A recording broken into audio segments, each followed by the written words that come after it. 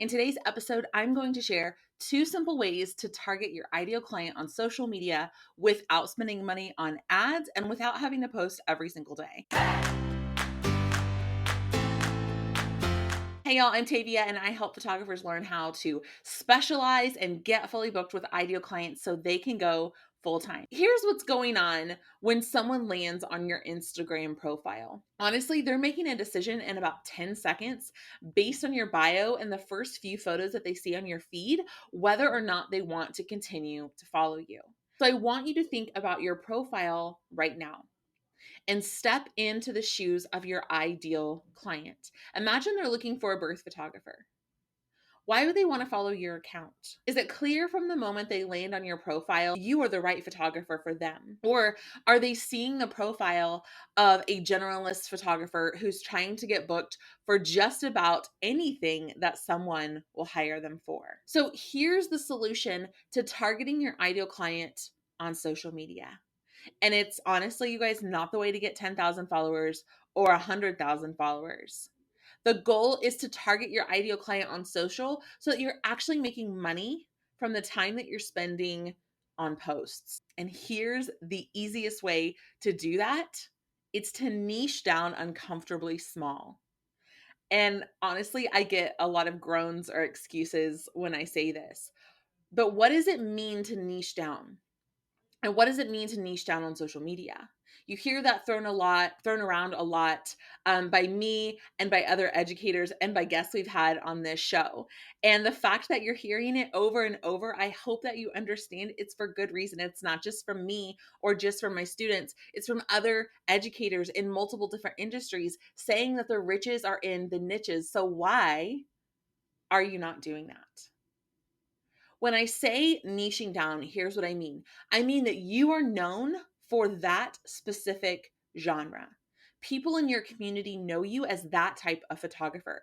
People, when they land on your social media account, see you quickly and understand that you're that type of photographer. So, can you be known as a baby photographer? Sure. Is that really, really uncomfortably specific enough to stand out in your market? I'm going to argue no. Being a baby photographer could mean so many things. It could mean newborn or 6 months old or 1 year cake smash or birth or fresh 48. Like those are all baby sessions and they're all very, very different.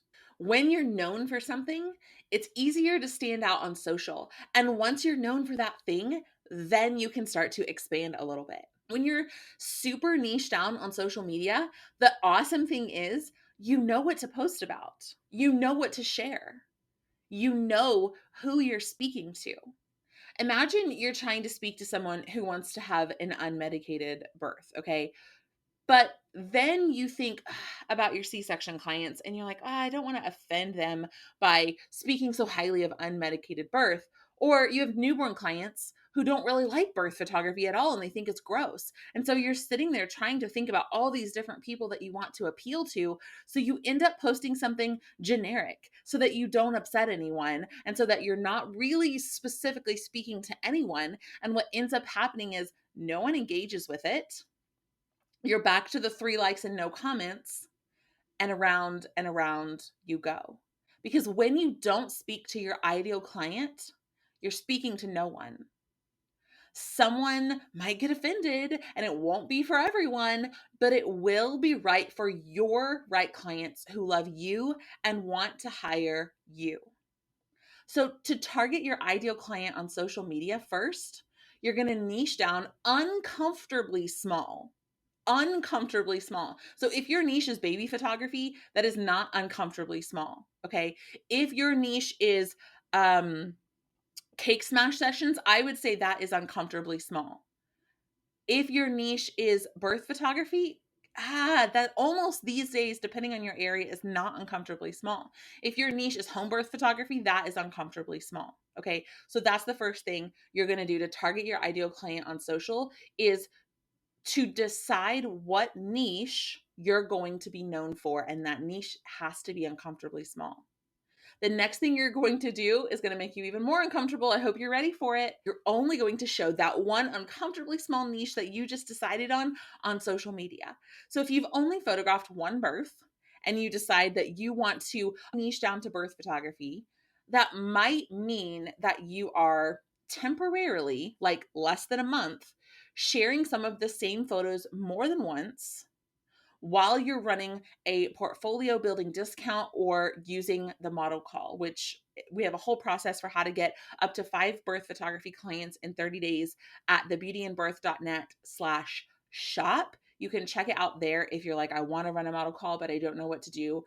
Or if you're in either of our courses, you have access to that model call process for free. So you're going to temporarily potentially show more than one, like the same image more than once, while you're very, very actively working towards building your portfolio by doing a portfolio building discount or using the model call so that you can quickly get some new fresh images to share. Okay.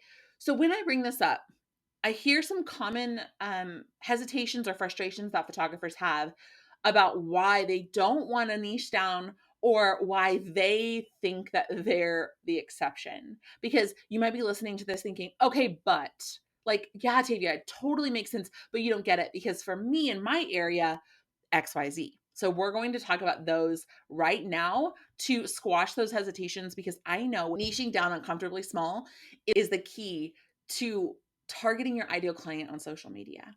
So the first reasons I hear photographers say they don't want to niche down uncomfortably small is that they like photographing more than one thing. Anytime I bring up niching, I hear this from y'all. Like, what if I want to photograph more than one thing? And my answer is, who says that you can't? I never said you can only photograph that one thing. I said you're only showing that one thing. You're becoming known for that one thing. You can appear to be a specialist by showing that one specific niche, but you can absolutely still photograph other session types. So, an example of how I did this in my business, like I said earlier, I showed births only while I did other session types like families. I was still photographing a lot of family sessions in the fall specifically for my old birth clients or repeat clients, and I never showed them on social media. I was photographing all these sessions that no one ever saw publicly. I never put them on my website and never blogged about them because I wanted to be known for birth, but I was still photographing them. So if you do this, when your ideal client comes to your account on Instagram or Facebook, it's going to be very, very clear to them what you do and who you serve. And if that's them, they are going to start following along. And like I said, this episode wasn't titled How to Get More Followers on Instagram, right? You might not have an account with 100,000 followers with this method, and that is okay because you want people following you who are actually likely to buy from you. And this is how you do that. And my friend, if you have a passion, it is not an accident. If you have a super uncomfortably small niched passion, it's definitely not an accident. So whatever that passion is, I hope that you get out there and make it happen. Have a great week.